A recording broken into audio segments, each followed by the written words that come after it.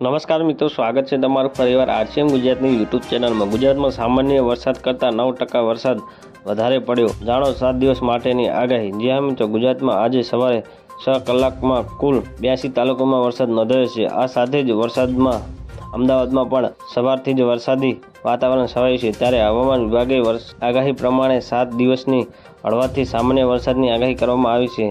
હાલ રાજસ્થાનમાં બીકાનેર પાસે આવેલા મોન્સૂન ટ્રફના કારણે ગુજરાતમાં સામાન્ય વરસાદનું પૂર્વ અનુમાન છે। જી હા મિત્રો, અમદાવાદ હવામાન વિભાગે મોસમ વૈજ્ઞાનિક રામાસરાય યાદવે જણાવ્યા પ્રમાણે આવનાર 7 દિવસ ગુજરાતમાં તમામ જિલ્લામાં હળવાથી સામાન્ય વરસાદની આગાહી છે। આ સાથે જ ગુજરાતના તમામ જિલ્લામાં ગાજવીજની ચેતવણી આપવામાં આવી છે।